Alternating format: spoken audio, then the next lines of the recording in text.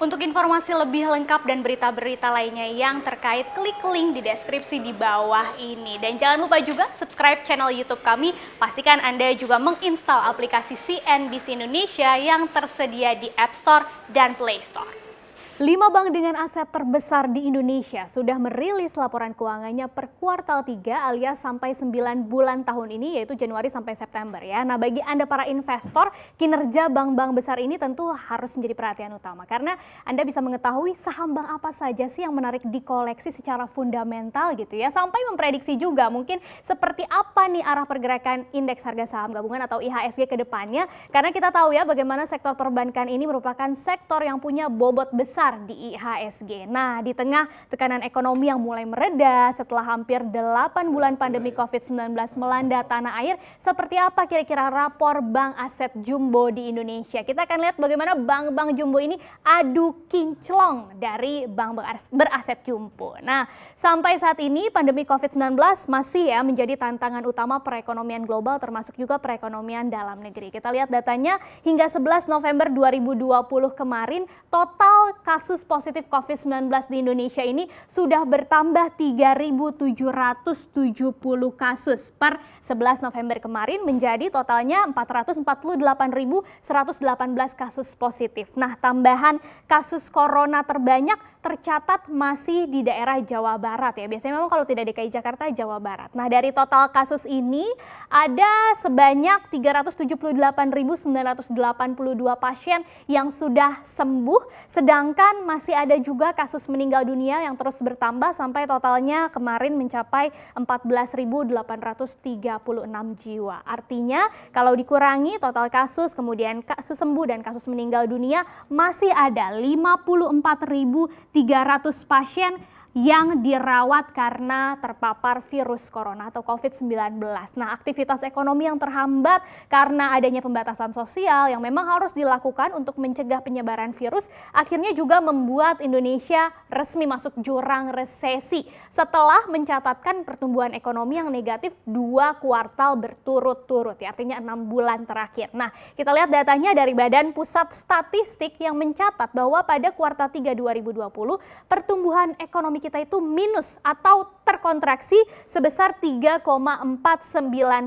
dibandingkan dengan periode yang sama di 2019 lalu. Kita lihat masih ada di angka 5,02%. Tapi angka ini memang lebih baik dibandingkan dengan kuartal 2 kemarin yang anjloknya sampai 5,32% ya, sehingga Presiden Joko Widodo dan seluruh pemerintah serta banyak pihak lainnya juga menilai bahwa meskipun memang Indonesia resesi, tapi sudah ada nih tanda-tanda pemulihan ekonomi. Kalau kita lihat dari komponen PDB-nya juga, sebetulnya memang hanya konsumsi pemerintah saja yang tumbuh positif karena memang sengaja digenjot ya untuk stimulus selama pandemi COVID-19, sedangkan untuk konsumsi rumah tangganya, kemudian investasi, ekspor dan impor itu memang masih negatif. Nah, bagaimana nih dampaknya atau bagaimana dengan kinerja perbankan? Kita akan bahas satu-satu 5 bank ya. Kita mulai dulu dengan bank yang memiliki aset terjumbo atau terbesar di tanah air dan baru saja merilis kinerjanya Rabu 11 November kemarin, yaitu Bank Rakyat Indonesia atau BRI ya. Sampai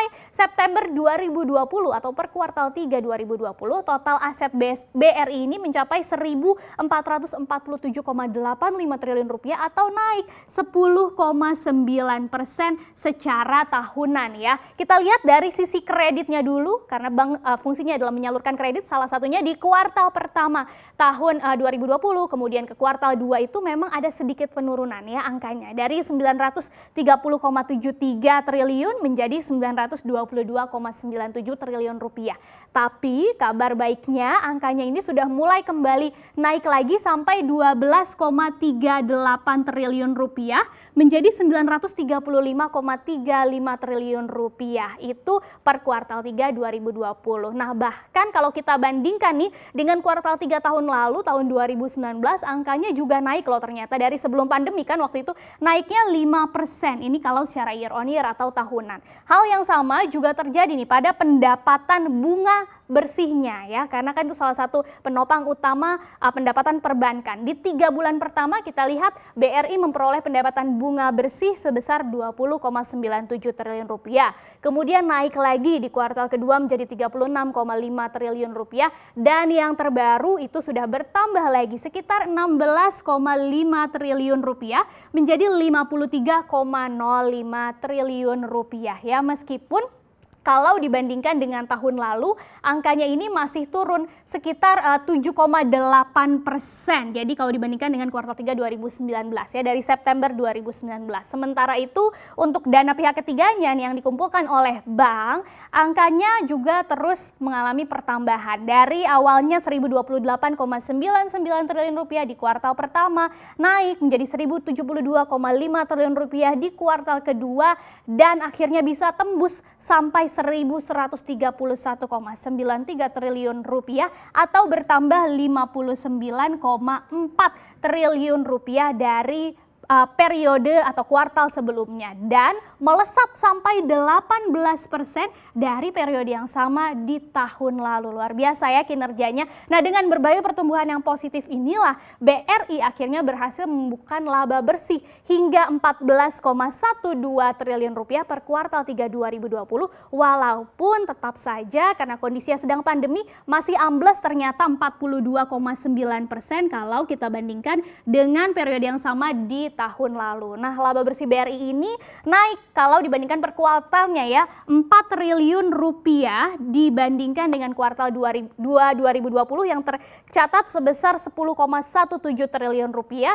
Apalagi kalau kita bandingkan dengan kuartal pertama yang laba bersihnya waktu itu masih ada di angka 8 triliunan rupiah ya. Setelah rilis kinerja BRI, juga investor asing akhirnya langsung merespon positif, diborong besar-besaran saham BRI sehingga saham BRI terus melanjutkan rally-nya ya. Bahkan itu kembali menembus ke level Rp4.000 per sahamnya setelah waktu itu anjlok cukup dalam. Nah, selain itu investor juga sepertinya masih akan melirik saham BRI ini nih, karena ada kabar bahwa BRI sedang menyiapkan sebuah aksi korporasi yang berkaitan dengan pengembangan bisnis UMKM. Jadi memang kedepannya akan lebih ke sektor UMKM. Aksi korporasi ini juga tampaknya cukup besar karena membutuhkan audit laporan keuangan sebagai salah satu syaratnya. Belum diketahui apa, kita nantikan bersama. Selanjutnya ada Bank Mandiri ya, masih Bank BUMN juga. Total asetnya mencapai 1.406,65 triliun rupiah. Ini tumbuh juga sekitar 10% atau di 10,27%.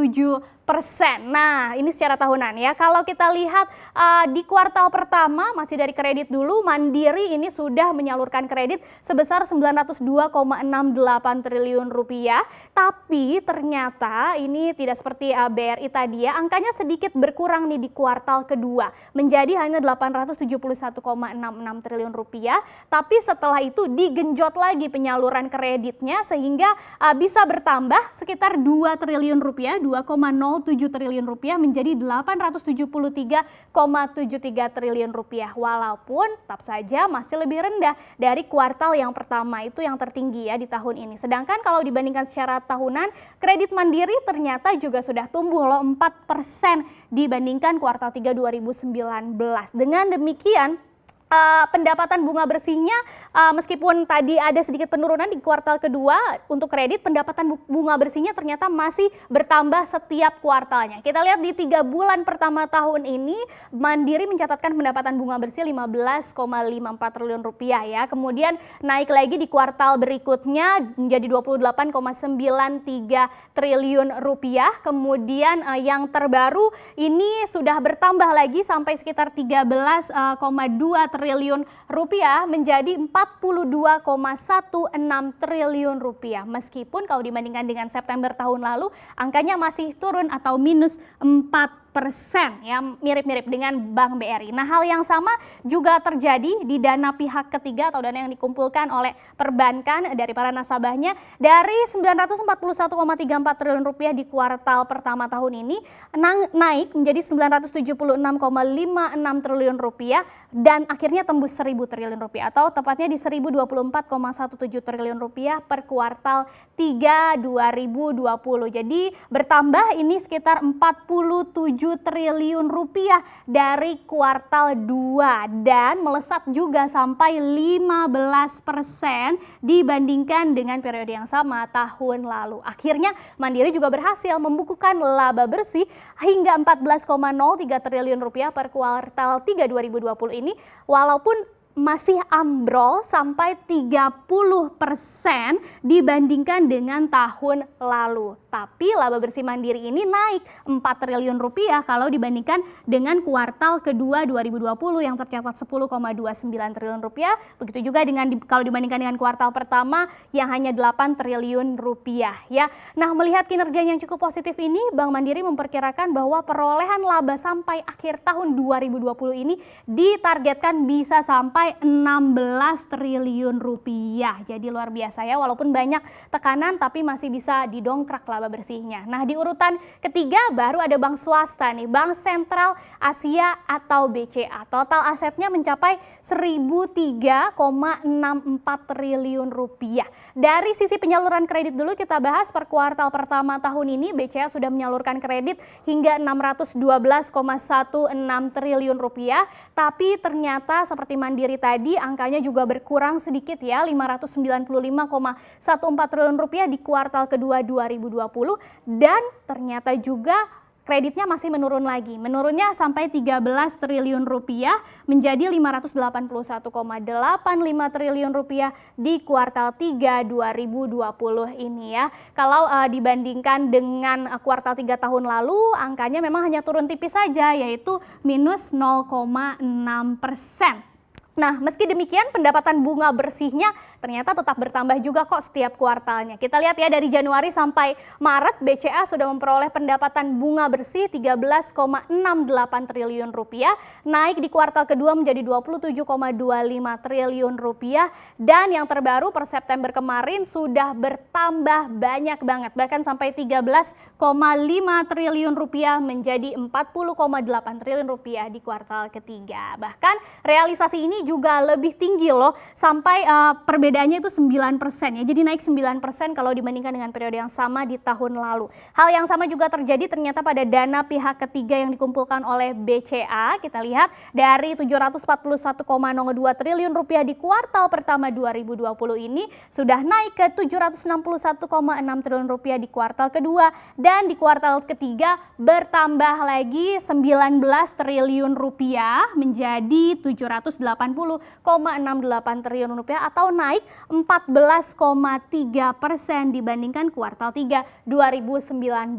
Nah, menariknya nih, kalau sebelum pandemi COVID-19 biasanya BRI dan Mandiri yang saling sikut, saling salip menyalip ya, menjadi bank dengan pencetak laba tertinggi di Indonesia. Tapi ternyata justru di tengah pandemi COVID-19 ini posisi itu sudah berhasil diambil alih, direbut oleh Bank BCA yang mengantongi laba bersih per kuartal 3 2020 20,03 triliun rupiah. Ini turun sedikit saja 4% kalau dibandingkan dengan periode yang sama tahun lalu, tahun 2019, tapi melesatnya tinggi sekali, yaitu 8 triliun rupiah dibandingkan dengan kuartal 2 2020 yang tercatat 12,24 triliun rupiah.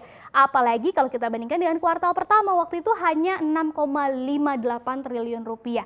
Jadi wajar ya kalau bank dengan kapitalisasi pasar terbesar di Bursa Efek Indonesia ini akhirnya ditunjuk atau disebut dengan King of Blue Chip. Apakah ini masih masuk dalam salah satu portofolio Anda? Kita lihat di yang selanjutnya ya. Kembali lagi ke bank plat merah, yaitu Bank Negara Indonesia. Total asetnya ini naik loh 12,5% secara tahunan menjadi 916,95 triliun rupiah. Kemudian dari sisi kreditnya juga ada pertambahan dari kuartal pertama ke kuartal kedua, 579,6 triliun menjadi 576,78 triliun rupiah, dan di kuartal ketiga akhirnya juga naik 5,61 triliun rupiah menjadi 582,39 triliun rupiah, atau ini naik juga secara year on year ya. Kalau dilihat dari pendapatan bunga bersih, kita lihat per kuartal 3 2020 itu angkanya di 26,65 triliun rupiah atau menurun kalau dilihat secara tahunan 0,8%. Tapi secara bulanan angkanya naik 9 triliun rupiah, dari kuartal 2 17,61 triliun rupiah, dan dari kuartal 1 9,54 triliun rupiah. Kemudian dari sisi dana pihak ketiga atau DPK di kuartal 3 ini juga ada kenaikan 21,4% secara year on year atau dibandingkan dengan tahun sebelumnya menjadi 705,09 triliun rupiah, bahkan melesat atau meroket sampai 42 triliunan rupiah ya dibandingkan dengan kuartal kedua yang ada di angka 662,38 triliun rupiah, dan dari kuartal pertama itu ada di 635,75 triliun rupiah. Tapi kalau dilihat dari realisasi laba bersihnya, ternyata BNI menjadi satu-satunya ya yang mengalami penurunan laba bersih secara tahunan, itu anjloknya sampai 63,9% per kuartal 3 2020 menjadi 4,32 triliun rupiah. Jadi yang paling dalam. Sementara kalau kita lihat dibandingkan dengan kuartal kedua ada penurunan juga, walaupun memang sedikit sekali 140 miliar rupiah. Tapi kalau dibandingkan dengan bank yang lain yang mengalami penambahan atau peningkatan laba bersih begitu ya, ternyata BNI mengalami penurunan. Kuartal kedua itu ada di 4,46 triliun rupiah, kuartal pertama 2020 4,25 triliun rupiah. Penyebabnya apa sih? Kalau menurut keterangan perusahaan, pembentukan pencadangan yang lebih konservatif ini dinilai menjadi alasan dari turunnya laba bersih BNI. Nah, yang terakhir nih, masih dari bank plat merah juga, ada Bank Tabungan Negara atau BTN yang memang fokusnya lebih ke properti ya. Kita lihat asetnya 12,9%, kenaikannya menjadi 356,97 triliun rupiah. Di kredit di kuartal 3 memang agak turun 0,8% secara tahunan menjadi 254,92 triliun rupiah, tapi naik 3 triliun rupiah dibandingkan dengan kuartal 2 2020. Nah, kemudian dari pendapatan bunga bersihnya kita lihat per kuartal 3 2020 ini juga ada sedikit penurunan ya, yaitu sekitar minus atau turun 3% secara year on year menjadi 6,73 triliun rupiah, tapi naik sedikit 2,3 triliun rupiah dibandingkan dengan kuartal kedua 2020. Bagaimana dengan DPK-nya, dana pihak ketiganya di kuartal 3 ini naik juga ternyata dibandingkan tahun lalu 18,6% menjadi 273,33 triliun rupiah, dan kalau dibandingkan dengan periode sebelumnya kuartal kedua tahun ini begitu ya, naiknya 47 triliun rupiah, jadi cukup besar. Dan yang menariknya BTN ini menjadi memperoleh laba bersih dengan peningkatan secara tahunan yang paling tinggi, yaitu 39,72% secara year on year ya. Jadi dibandingkan dengan kuartal 3 2019 menjadi 1,12 triliun rupiah ya, atau naik sekitar 352 miliar dibandingkan bulan sebelumnya. Nah, laba bersih perseroan ini ditopang oleh penurunan beban bunga dan efisiensi. Jadi itu rapor dari 5 bank dengan aset terjumbo di Indonesia. Ternyata walaupun di tengah tekanan pandemi COVID-19 masih ada juga bank-bank yang masih mampu bertahan ya di tengah berbagai tekanan. Kita nantikan apakah sampai di kuartal keempat tahun ini masih ada pertumbuhan yang positif dari perbankan tanah air.